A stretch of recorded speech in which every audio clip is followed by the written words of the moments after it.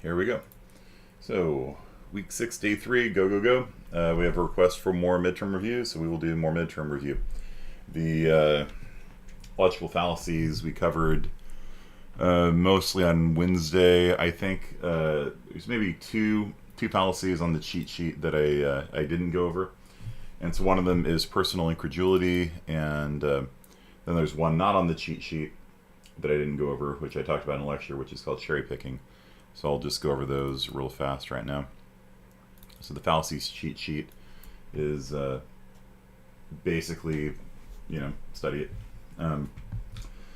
So appeal to ignorance and appeal to personal incredulity are very similar. They both are arguments of the form, I don't know why X, therefore Y. We don't know what created the universe, so it must be God or it must not be God. Atheists and theists oftentimes will make the same argument, just in different directions. They're both fallacious. If you say we don't know why, therefore anything, that's not a valid form of argument.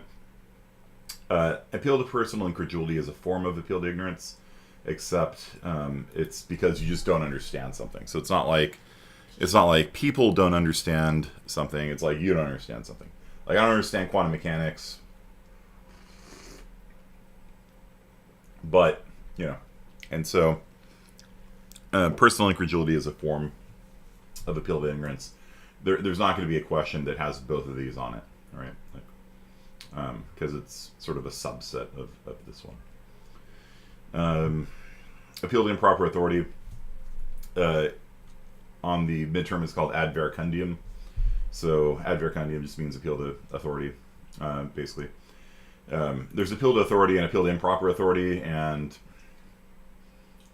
appeal to authority is fallacious. Something's not true just because somebody says it is, But at the same time, I haven't had time to go through all of the data on something, and so if there's a scientist that I know that is trustworthy and they say, yeah, I've looked at the data, this is how it is, then I'm inclined to believe them. It's a rational enough justification for belief. It doesn't make it true, but that's how science works, right? And so sometimes you'll just see this called appeal to improper authority when you're, like anytime you see a movie star saying, well, I use T-Mobile, I use AT&T. Like, you're an actor, dude. You don't know about, how CDMA works versus TDMA. That's the old GSM versus, back in the day. You don't know anything about that. You're getting paid money to go up there and just say that, this one is better than the other one, right? And so that would be an appeal to improper authority, or ad verecundiam is the Latin name for it.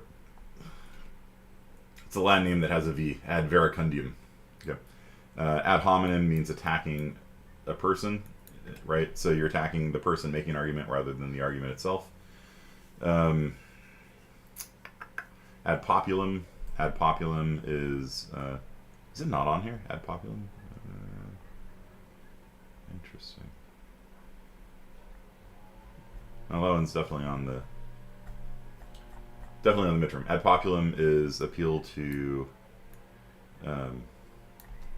popularity, right? Well, everybody knows AT&T is the best internet service. It doesn't make it true. That's called ad populum.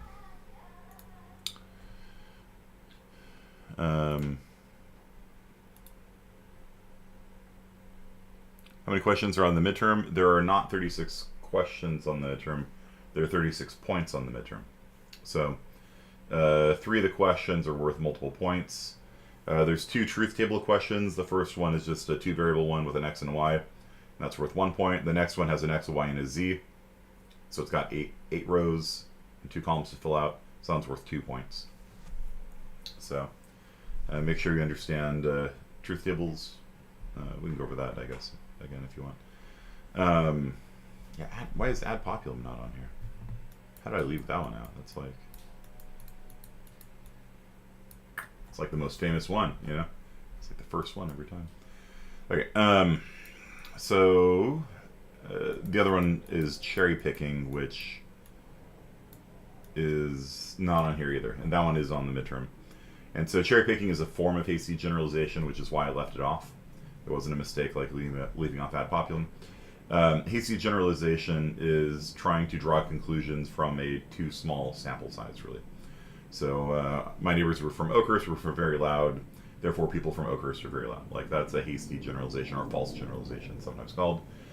Cherry picking is kind of when it's deliberate, right?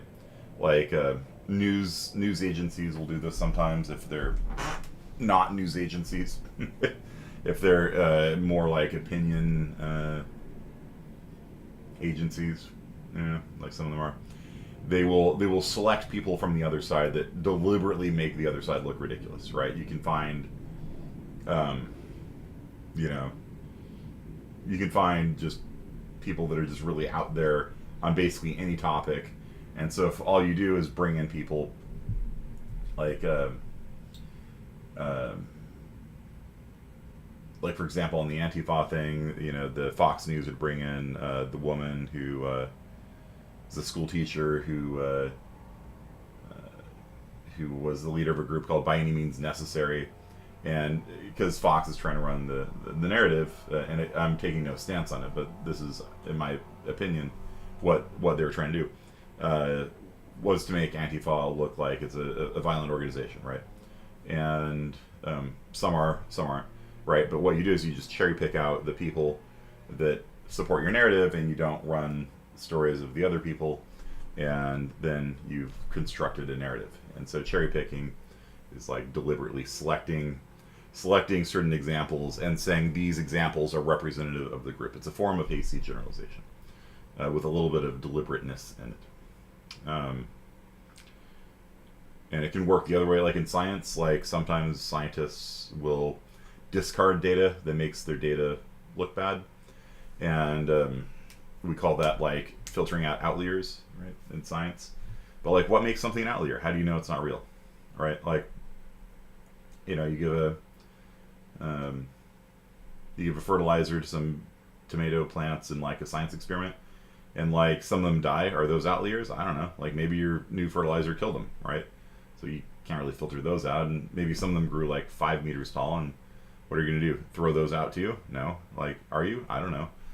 And so how scientists filter their data is actually quite controversial, because it's like the data is the data. And so there's been a big movement recently in science to just have people publish their raw data sets. And they said, we filtered out the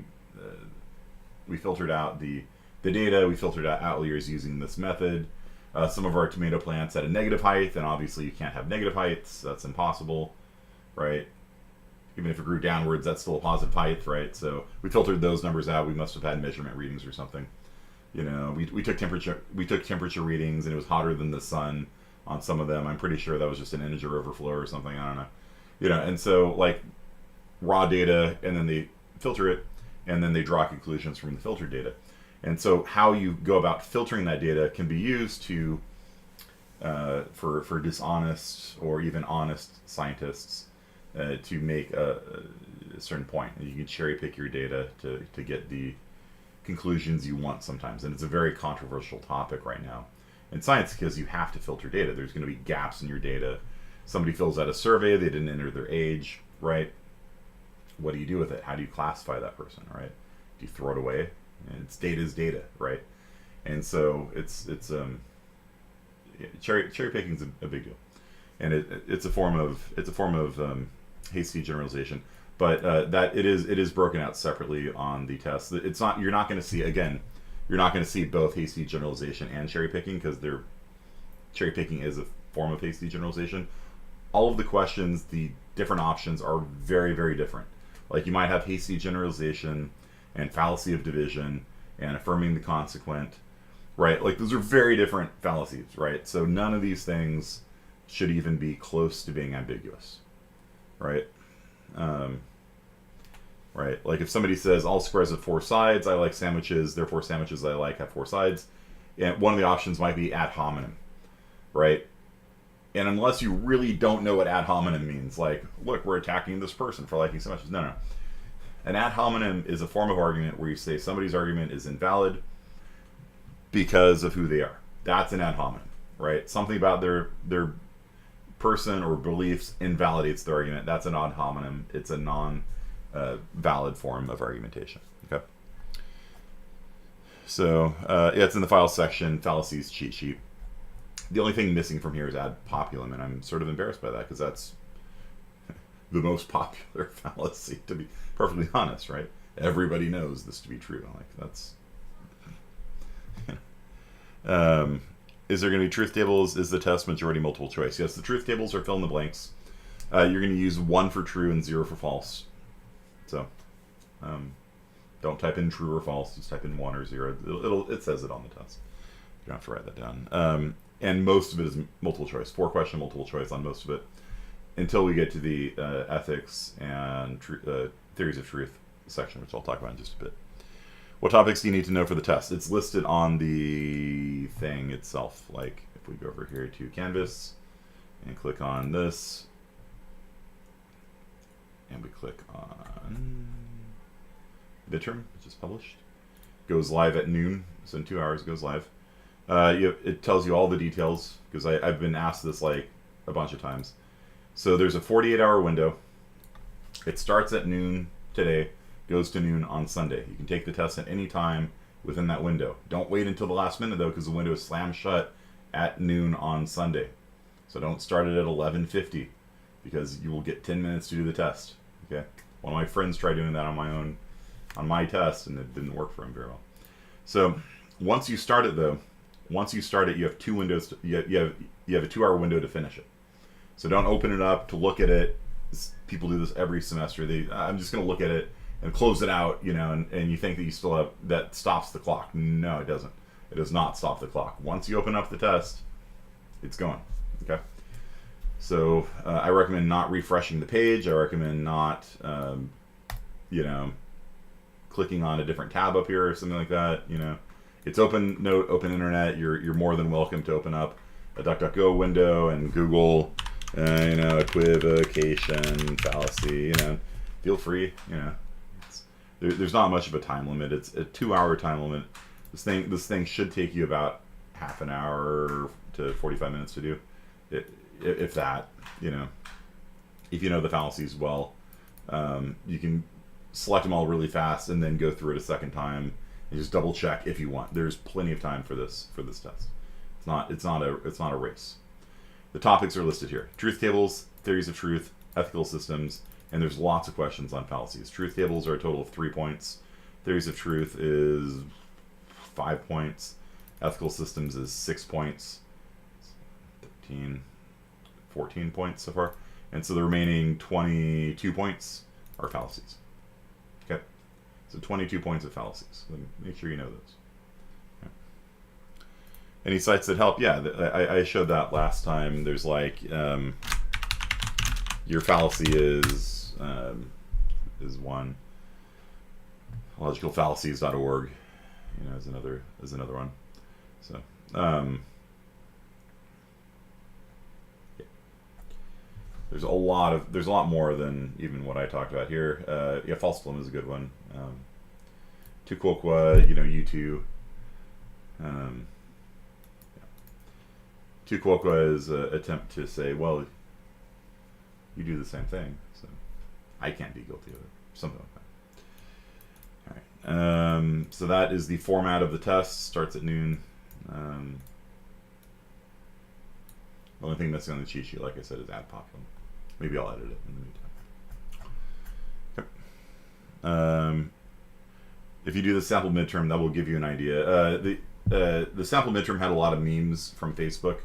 This year I didn't put any memes on it. It's just all text-based. So it should be a little bit easier.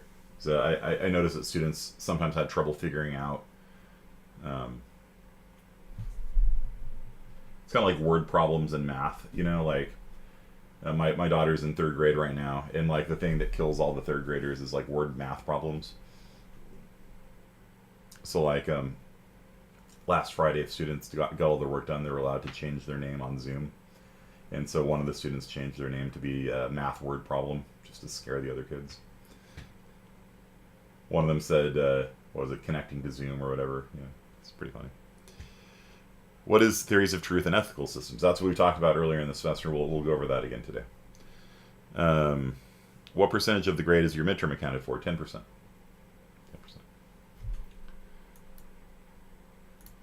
If we go over to the syllabus, you can see that midterm 1 today, 10%. Okay. So it's basically letter grade. At the same time, if you've been practicing your fallacies, you should do fine on it. Okay. Yeah. So make sure you get it done. All right. Let's talk about ethical systems, I guess. Ad populum, most populum. Is it an ad populum fallacy to say that everybody knows that ad populum is the most popular? I think it is. Open note, you can use websites, just not other people. Like, don't talk to other people. Don't go on. Like, there's at least one student every semester that like posts the questions onto Chegg or whatever, and it just like kills me a little bit inside, because literally the only thing about teaching that bothers me is cheating, right? It's like, oh my gosh, you know, like, you know, I pour my heart out into teaching, and then somebody's like, person on Chegg, please answer this for me. Like, don't do that. Last year, guy did it and screenshotted it, and it had his own account name on it. On the screenshot, I was just like,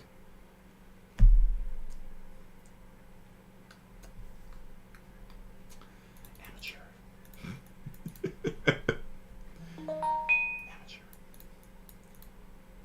But no, seriously, don't do it. It's literally as straightforward as I can make it. All the questions, the multiple choice parts, they're very different answers. There's one answer. Don't overthink it. Like, if you know, if there's a person says, I think T-Mobile is the best carrier, and somebody says you're only saying that because you're being paid by T-Mobile to say that. That's an ad hominem attack. Like, it's just it's you know, it's not, you know, affirming the consequent, or, you know, like, they're all very obvious what the answers are, in my opinion. Okay. Math is math. Yeah. You should do an exam where you get to pick out your favorite memes. Yeah, that would be a good one. That would be a good one, actually. Maybe I'll make that an extra credit. You get to find a meme. Yeah, I like that. You got to find a meme that's got a fallacy in it. And then I can use that for the next one, so that I don't have to write the next midterm. At least use a sniffing tool, right? Like, it, like, I'm like, my dude, like, come on, like, you get extra credit for recommending that. All right, time to wait till 11 p.m. to start the exam. Yeah, if you want. Okay, so let's talk about ethical systems and theories of truth again. So, we talked about this earlier in the semester. We did like one quiz on it and haven't touched it since. We've been mostly focusing on argumentation and logic, but it all ties together. And the reason why it ties together is, like, when you make an argument, there's usually an ethical system underlying it for, like, real arguments. I'm not talking about, like, if X then Y, X therefore Y. That's a formal argument. It's valid, whatever. Like, you know, when you see politicians debating each other, they don't say for all, you know, like, no, like, they're no, like, in real life, we're saying, you know, I think that a person will say, like, I think we need universal health care. And the person's like, well, why do you say that? Well, because our current system leaves a certain section of the population out in the cold as far as it comes to healthcare. People are getting bankrupted by it. Therefore, I think we should do better. And universal healthcare is better. So that would be like a simple argument. It's got some justifications for it, so it counts as an argument. Remember, an argument is a claim supported by evidence. And so the person can attack that on several different, the interlocutor, the other person can attack that on several different points. They could say, well, you know, we don't know if universal healthcare is better, and then the other person could respond to that, saying, well, look at other countries, and then the other person could say, yeah, look at the other countries, and why do they come to America, and da-da-da-da. And that's how debate happens, right? You debate on two things. You debate on the form of the argument. Did the person make a fallacy? Well, we don't know universal health care will be worse, therefore it'll be better. Okay, it's an invalid argument, right? So you can attack somebody on the form of the argument, or you can attack somebody on the evidence they provide. Yeah, let's look at the national healthcare system in England. Is it better? Is it worse? And and for something as big and complicated as healthcare, you're probably going to be able to find evidence on both sides, right? Like, you will find things that don't work well in the NHS. You will find things that do work well in the NHS. If you look at like the life expectancy of low-income people, it's higher under the NHS, for example. I believe. It's been a while since I've looked at it. Yo, prof, I got hurt last night. Do I get to do half the midterm? That's funny. 12 p.m. Don't trick them, yeah. So that's how a debate happens. But underlying all of that stuff, there's a couple things that usually are implicit. They're usually not stated. They're usually what you'd call like a hidden premise, right? And so, for example, if you're talking about universal health care, the person making that argument might be using some sort of like utilitarian moral framework, right? Where what is good is providing the most bodily health in this case for the most people, right? So there's a form of utilitarianism that isn't based on happiness per se, but based on bodily health, right? Like the greatest good is the health of a person, and evil is like suffering / pain / bad health, right? And so in order to maximize good in the world, we must maximize bodily health for each person as much as possible, and for every person as much as possible. So that would be a underlying moral ethical system. Okay, would be a utilitarian view. Consequentialism. So utilitarianism is a form of consequentialism, and I'll write these down in a second. Now, the person who's arguing against them might say, well, what if the cost of universal health care, though, is a loss of individual liberty, right? And what is it's immoral to tax people to pay for other people, right? And so that's a popular argument in some circles. Like, taxation is a form of theft, right? The government comes to you, you have money, and they take money away from you without your necessarily consent.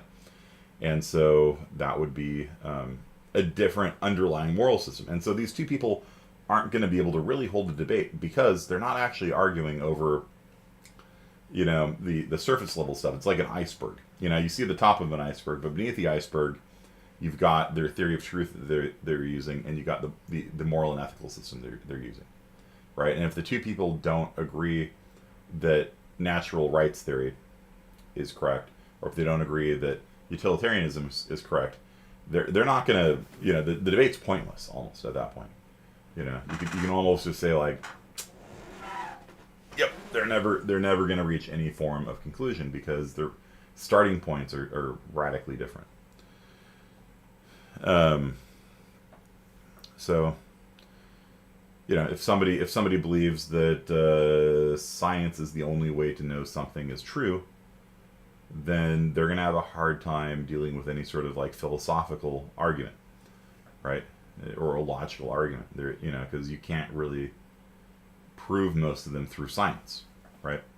And so there's almost no point having that debate, because there's if a person's like, no, the only thing that I will accept as true is that which I can correspond to reality, ideally with my own eyes, then you're gonna have a really hard time proving to them that the square root of 2 is irrational, right? The square root of 2 is irrational cannot be demonstrated. You cannot demonstrate that through real life. You can't prove it that way. I mean, in real life, like, you can write down the proof, right? But like, you can't make an observation to be like, oh yeah, that diagonal on a square, that's irrational. You can't do it. No matter how precisely you measure something with a ruler, it will always be a rational number you get. The only way you can know the square root of 2 is irrational is through logical means, through mathematical proofs, not through observation.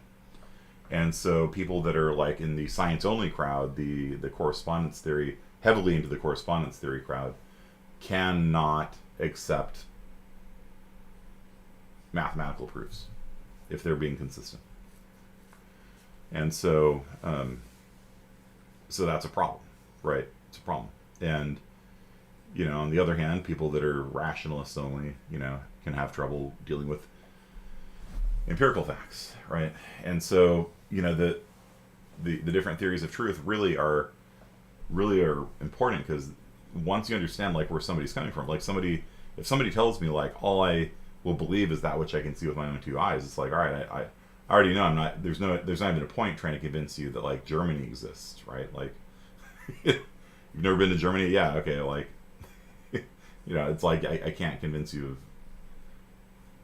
of almost anything, right? Like, this room exists, I guess, but it's all like it's more or less pointless to argue with something like that. So what you can do is you can kind of walk them backwards from their starting point.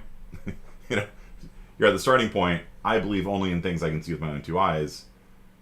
All right, let's take a step back and see if that's actually a good way of approaching life. All right, do you believe anything in history? Sure, I believe George Washington was the first president. Okay, have you observed George Washington? No. Well, how do you know it? Well, I read it in a textbook. So you're accepting other forms of evidence then, rather than things you can observe with your own two eyes. Yeah, but I'm observing the book. Well, yeah, but the book is just words on a page. Where did those, and then it's a kind of really annoying pain to do that, because every person you encounter, if they have like a radically different starting point than you can't go forward on the debate. You have to go backwards and find a common ground where you agree.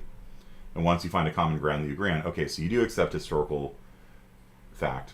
You do accept math, right? So there are things you accept other than things you can see with your own two eyes. Okay, now let's walk forward again. And it's a tedious and time-consuming process to do that, but if you want to spend your time doing that, more power to you. I find it really helpful when you write down the theories tables. It makes me memorize it better. Yeah, let me go over it again. So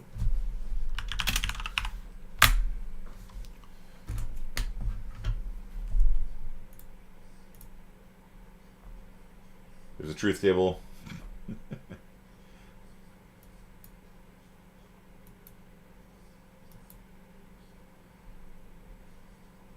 Do I own an Altima? You still don't know, do you? Okay. So here's the truth table: X and Y or not Z. And so when you do a truth table, you start by writing down the variables: true, true, true, true, false, false, false, false, true, true, false, false, true, true, false, false. This is all filled out for you, by the way.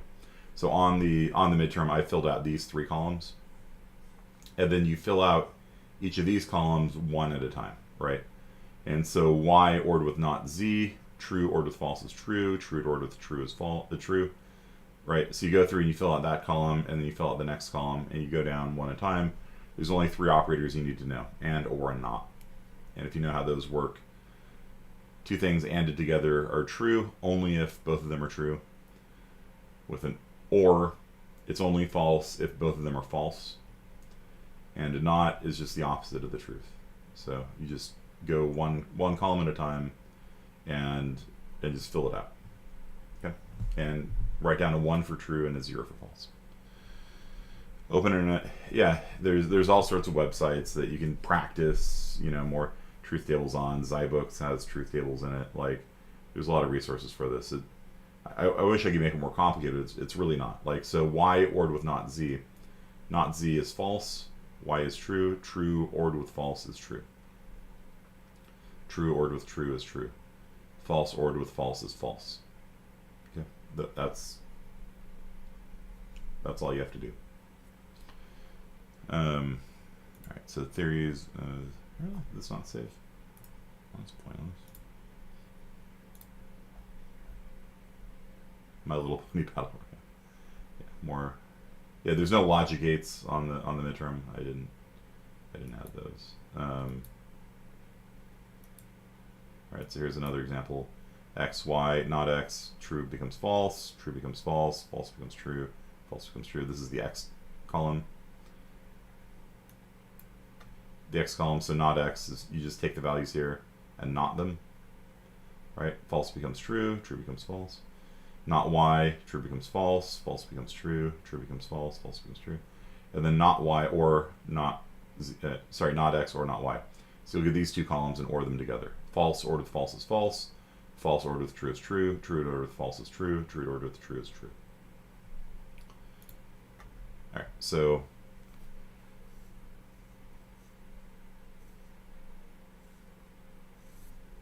yeah, all right. Thank you for answering that for me. I think I've explained the window for the test like enough times now.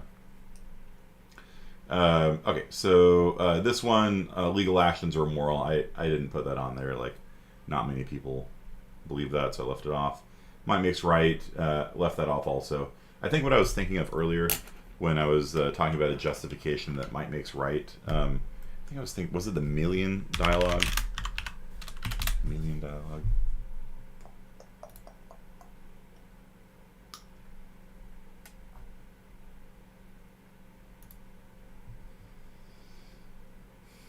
Yeah, so the Athenians offered the Melians, which is an island off the coast of Athens. They were allied with Sparta. So they said, surrender and join Athens or be destroyed.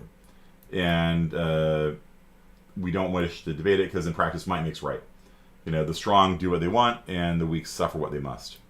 And so the Melians are like, dude, it's not right. And the Athenians are like, I don't care. And so there's this whole debate over might makes right, and it's called the Millian dialogue. It's quite interesting. Yeah, there we go. All right, yeah.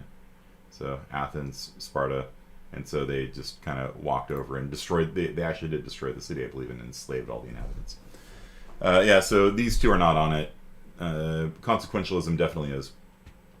So consequentialism is that the outcome of an action makes it right or wrong. The outcome of an action makes it right or wrong. Okay. So if I tell you that, like let's say a surgeon was trying to save somebody's life, but they screwed up and the person died. That made it an evil act, right? It's an immoral act because you screwed up, right? Your intention doesn't matter. Your duty to save somebody doesn't matter. What matters is the outcome. And so there's various problems with consequentialism, which is the notion that you can argue that the ends justify the means. Have you guys ever heard that phrase before? The ends justify the means. Like it doesn't matter. It doesn't matter how you get somewhere as long as the outcome is good. What are these called? These are moral systems or ethical systems. Okay. So legal is what is, legal systems determine if you're going to go to jail or not, right? Or if you're going to get sued or not, right? The legal, there are people that believe that what is legal is what is moral. Not a lot though, so I'm ignoring that one. These are morality. We're discussing morality and ethics, right? And we're going to talk about truth systems next. So you got to know consequentialism, deontology. So you have to know these things. There's a question for each of them on the midterm. So consequentialism is outcome makes something right or wrong. And so if you've ever heard the term the ends justify the means, it's like, yes, I know I'm going to bring suffering to a lot of people, but at the end of the day, I'm going to unify the country, and that will overall reduce suffering in China. Let's talk about Three Kingdoms, right? Three Kingdoms era. Cao Cao is this kind of evil warlord kind of fellow. And he's like, yeah, but I'm doing all this horrible stuff because if you unify China, then you bring peace to the country and the overall outcome will be good. The ends justify the means. Doing something horrible now in order to have a much better outcome is a good thing. That is a consequentialist way of thinking. And so the most popular form or most famous form of consequentialism is called utilitarianism. Utilitarianism is the notion that you can sort of compute the amount of good of every action based on some criteria. Hedonism is the most popular. Hedonism is the notion that pleasure defines what is good, pain defines what is bad. So if you're going to do something like walk up to a person and hit them with a baseball bat, you're going to inflict 5 units of pain on them, and you might get 1 unit of pleasure because you're a sadist, and therefore it is an evil action to hit somebody with a baseball bat. And so one of the appeals of utilitarianism is that it seems very scientific, right? You can sit there and do what's called the philosophic calculus. You can actually compute somehow the amount of happiness generated by an action and subtract out the amount of sadness created by it and use that to determine if an action is good or bad. Okay. One problem with it is that you can't actually do that. Like, you actually don't know how happy, somebody is, right? Like, there's no, Geiger counter that you can hold up to somebody and it beeps every time they experience happiness. Like, there's no actual way of actually doing this, which is a problem with it. But a bigger problem with it is that what if there was a sadist who actually really, really enjoyed hitting people with a baseball bat? Like, and they experience intense pleasure from hitting somebody with a baseball bat. Then there might be 5 units of pain from whacking somebody with a bat, and they get 10 units of pleasure. Guess what? Hitting somebody with a baseball bat is good now, right? And so that there's a number of like very famous problems with utilitarianism.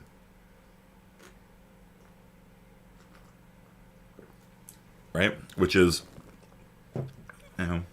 there's no protection of individuals in utilitarianism. Right?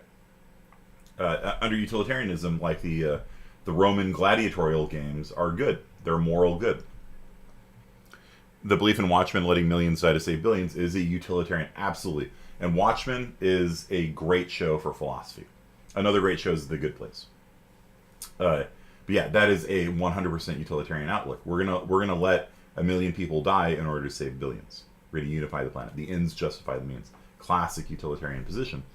And so, like, the Roman games, back in the day, like, the Romans were like kind of, I don't know, like we sort of, really like I don't know, like the Romans these days, but they did a lot of things that we would consider like kind of unacceptable these days because they had a different ethical and moral system than we do, and we don't really consider that. Like, other societies, especially in the past, had different underlying moral systems, right? Like the Romans had, to a certain extent, a might makes right moral system, right?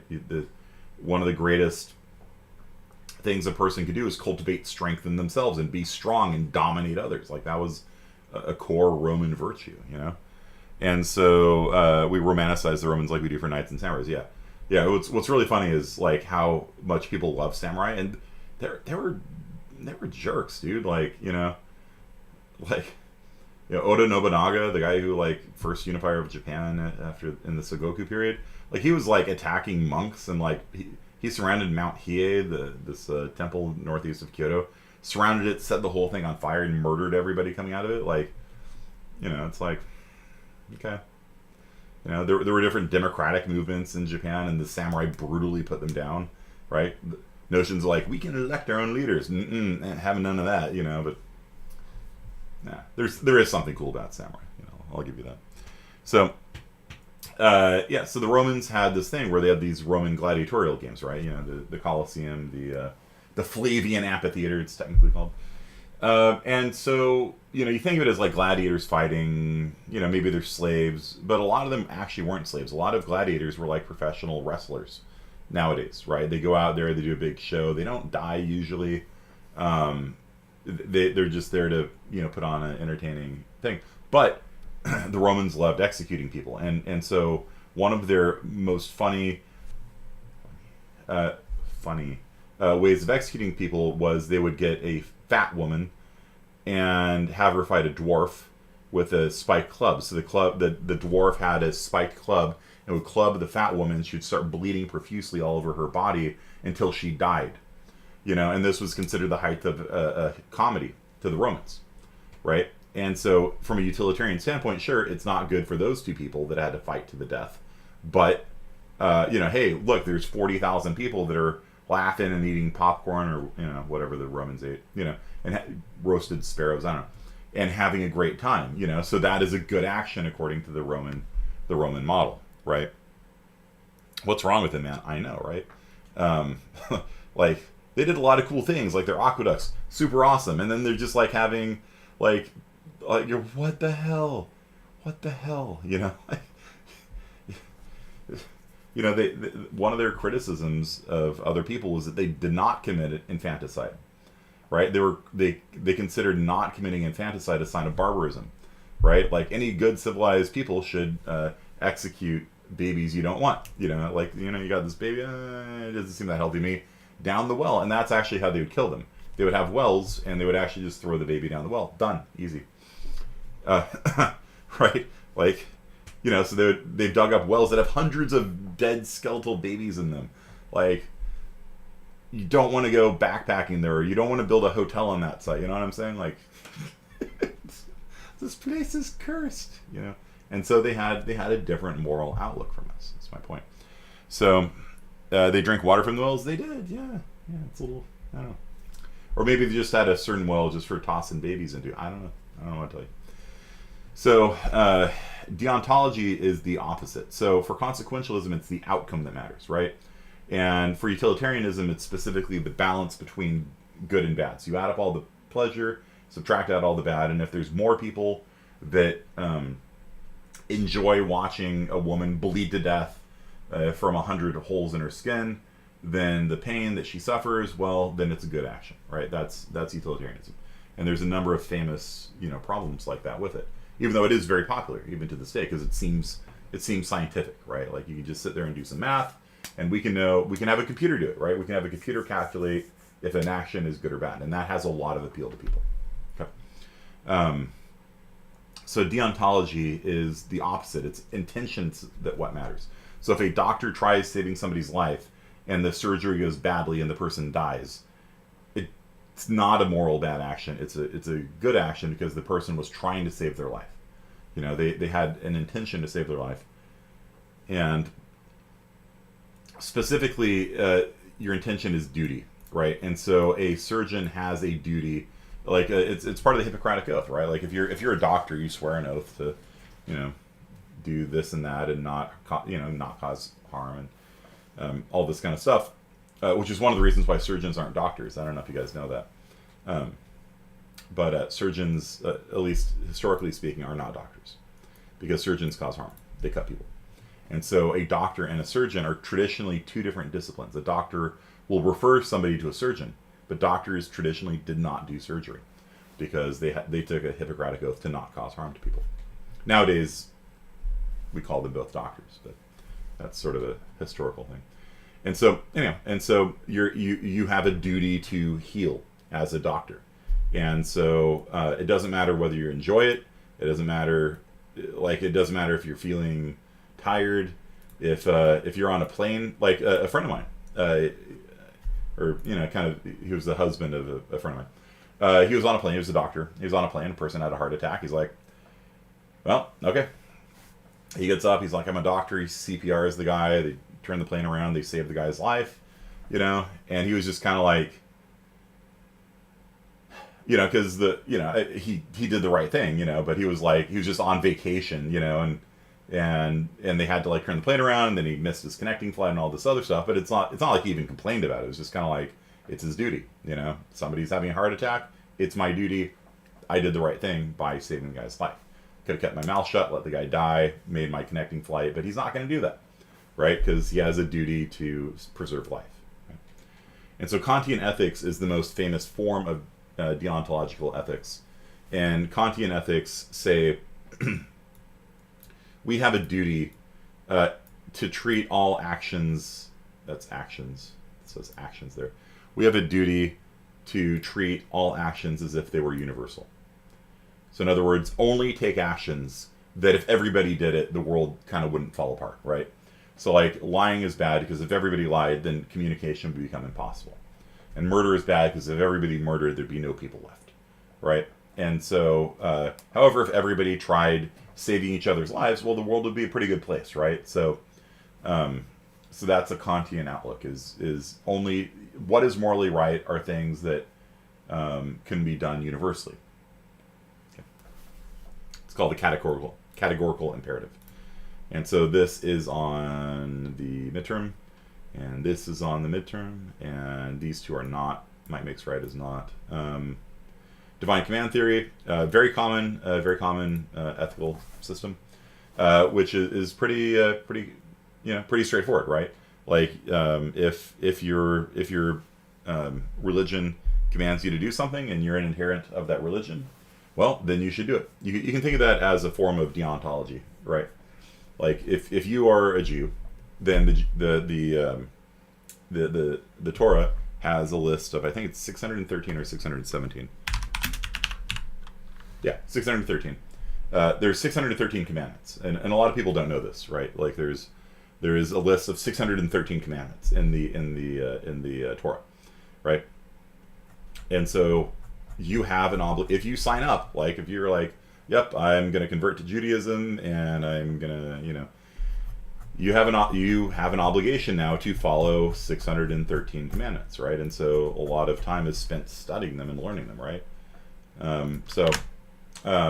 It's pretty straightforward, right? If you're a Christian, you should do what Christ talked about. If you're a Muslim, you should do what Muhammad talked about. If you're Hindu, you need to follow the Upanishads, and you know what I mean. And Buddhists generally think Buddha had the right idea about things, and we should probably do what he said. And the Sikhs follow the different gurus and all this kind of stuff, right? So it's a pretty straightforward ethical system. The only trouble with it is that if somebody is not part of your religion, then you're going to run into a wall, right? Which is that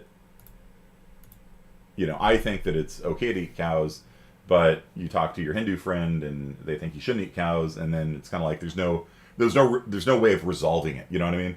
Like, whereas if two people were both Kantians, then you could have a debate over, like, okay, what if everybody ate cows? Would that make the world there'd be global warming from the methane, but there would be more cows, and so it'd be good for the cows because people would raise cows, and so you could kind of have a debate if two people are both like Kantians, right?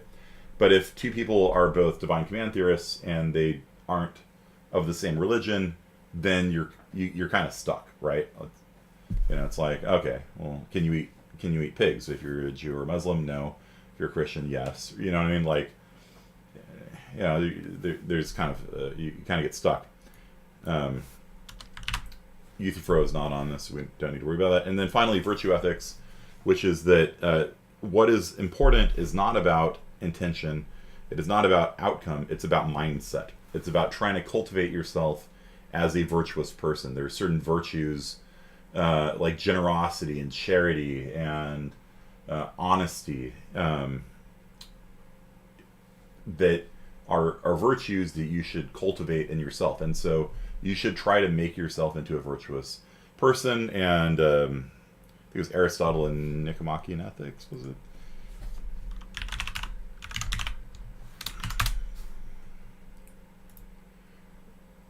Yeah, Aristotle. That is about the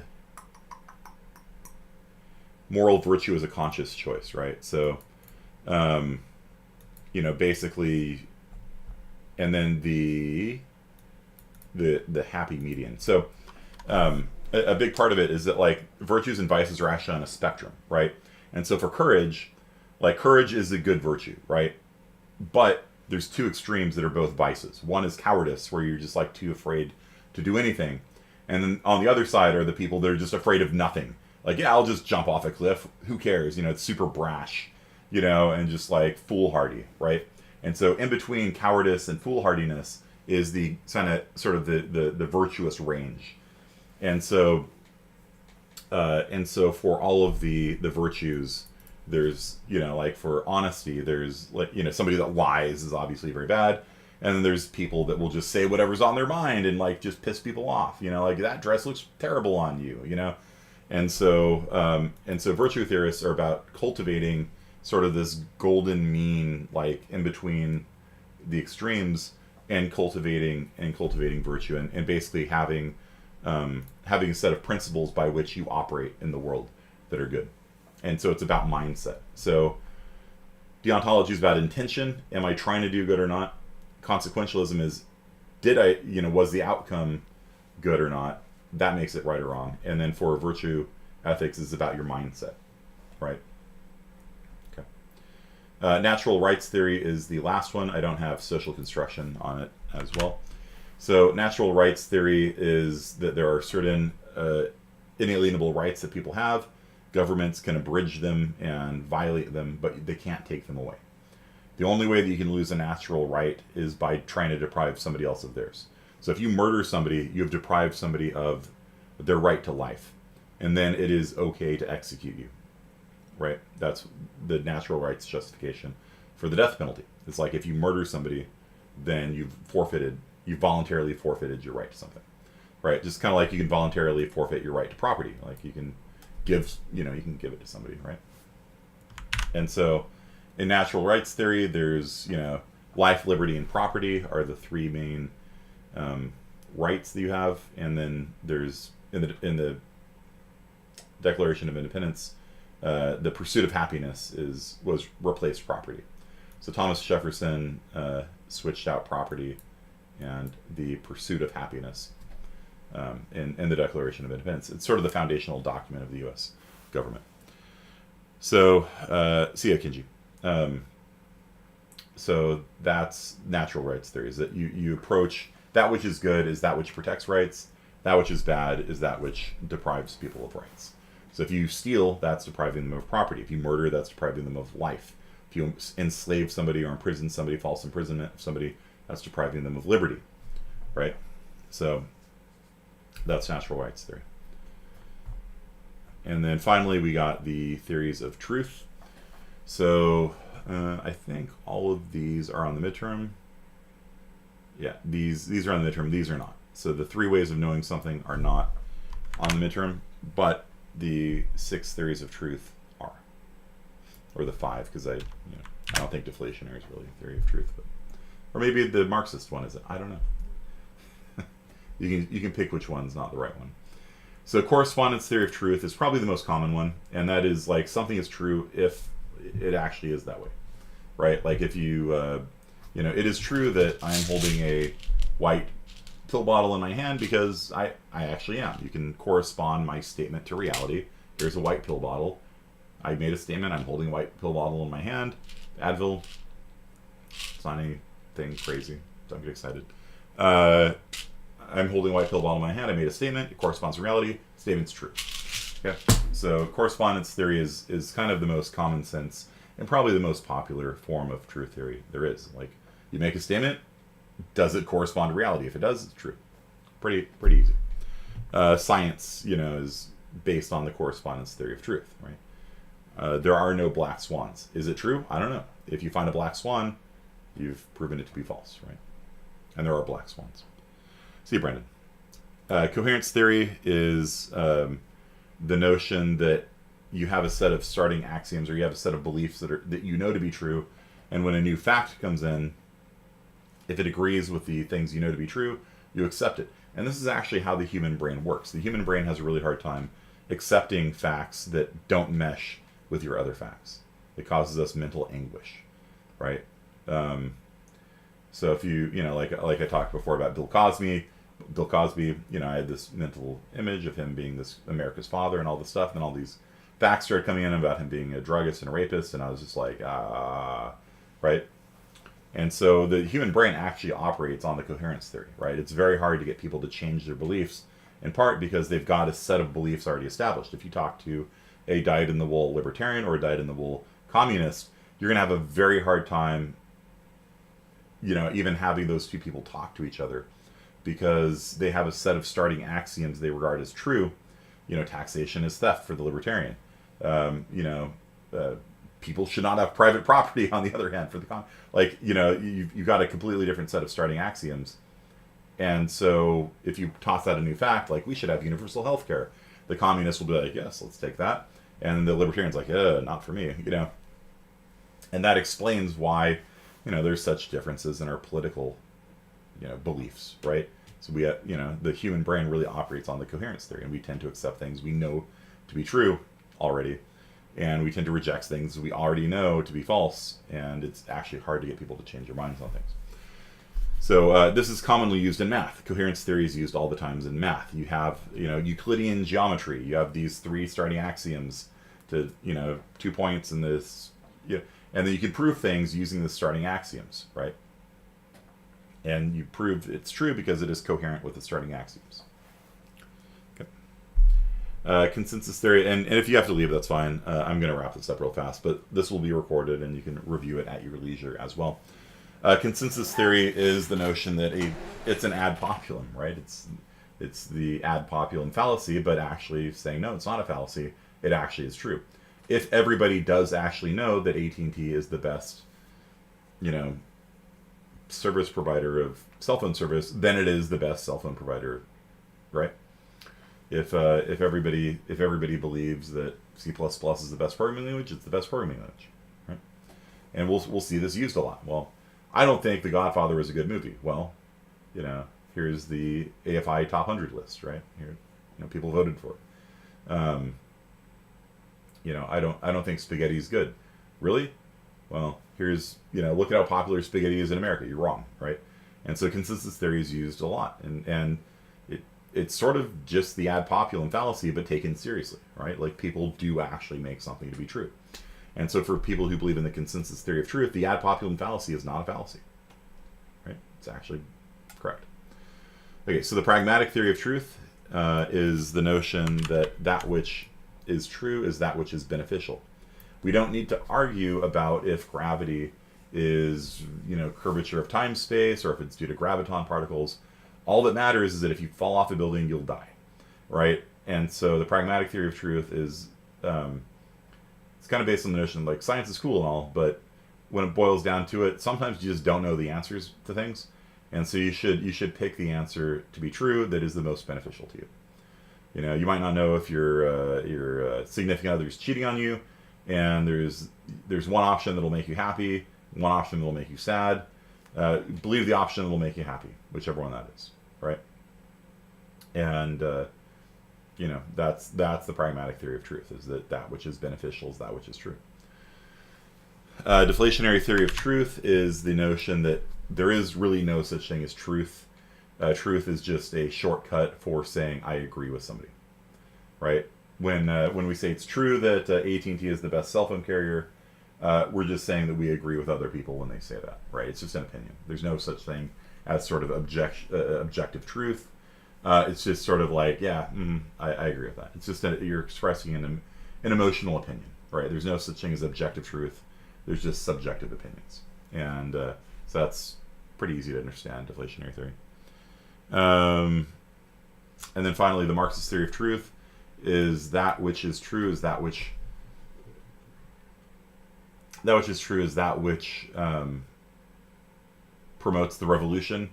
But more broadly, the Marxist theory of truth is that which is true is that which benefits us politically, right? So, if you wondered why, like, the USSR covered up the explosion at Chernobyl, right? It's like it would not make them look good, right? And so this goes beyond, like, Marxism and Soviet Union and stuff like that. In general, in politics, political parties will do whatever it takes to make themselves look good and make the other side look bad. And so this comes from an actual policy in the Soviet Union that which is true is that which promotes the revolution. So there's small truth, which is like factual truth, but the big truth is that the revolution's going to succeed. And so if small truth disagrees with big truth wins, right? We don't care about fiddly stuff like if it corresponds to reality. What matters is if it will help the revolution or not. And so that more broadly has been adopted by political parties to basically say we will accept as true things that benefit us, and we will say as false things that don't benefit us, as far as like politics go, right?